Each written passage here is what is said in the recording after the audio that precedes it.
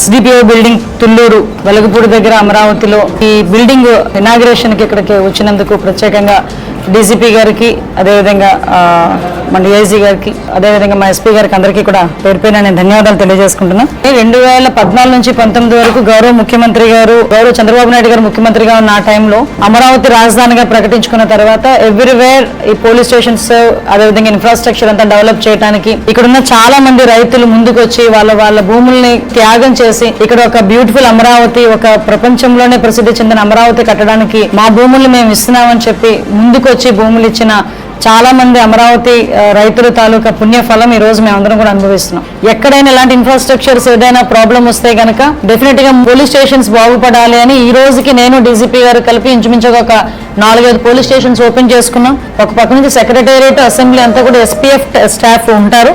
వాళ్ళతో పాటు డిపార్ట్మెంట్ వాళ్ళు కూడా ఎక్కువ మందిని ఇక్కడ డిప్లాయ్ చేసి ఇమీడియట్ గా మీకు తెలుసు ఒక అసెంబ్లీ జరుగుతున్నప్పుడు ఎంతమంది మెన్ కావాలి, సెక్రటేరియట్ లో ఉండేటప్పుడు ఎంతమంది మెన్ కావాలి, అన్ని కూడా మీకు తెలుసు. మేము వచ్చిన తర్వాత 6,100 కానిస్టేబుల్ పోస్టులు కూడా మనం రిక్రూట్ చేసాం. పోలీస్ వెల్ఫేర్ కి గానీ, పోలీసు కుటుంబాల తాలూకా వెల్ఫేర్ గానీ ఈ రోజు ఎవరు పట్టించుకునే పరిస్థితులు ఉండేవి కాదు. కానీ మేము గవర్నమెంట్ లో తీసుకున్న తర్వాత కంప్లీట్ గా పోలీసులకు సంబంధించి భద్రత విషయంలోని గానీ, వాళ్ళకి ఆరోగ్య భద్రత విషయంలోని గానీ 20 సంవత్సరాలు సర్వీస్ చేసిన తర్వాత అతను సడన్ గా చనిపోతే వాళ్ళ పిల్లలకు ఉద్యోగం ఇవ్వడం అనేది కార్యనియామకాలు, అది వేరే విషయం. కానీ ఆ కుటుంబాన్ని మనం స్ట్రెంగ్ చేసుకోవాలి, వాళ్ళ కుటుంబానికి మన ఆసరాగా నిలబడాలనే ఉద్దేశంతో ఒక పక్క నుంచి గవర్నమెంట్ చేస్తున్న ఇప్పుడు అదే హైబ్రిడ్ మోడల్లో ఆరోగ్య బీమా తీసుకొచ్చుకొని వాళ్ళకి ₹1,00,00,000 వరకు కూడా ఒకవేళ ఏదైనా చనిపోతే బీమా సౌకర్యం కల్పించడం, 25 lakhs వరకు కూడా వాళ్ళ కుటుంబంలో ఎవరికైనా ఏదైనా ఇబ్బందులు వస్తే వాళ్ళకి ఫ్రీగా వాళ్ళకి వైద్యం చేయించుకునే దానికి కూడా ఈ రోజు ఏర్పాటు చేస్తాం. మేము చెప్పాం కదండి, పోలీస్నే కాదు పోలీస్ కుటుంబాలని కూడా మేము కాపాడుకోవాల్సిన బాధ్యత ఉంది.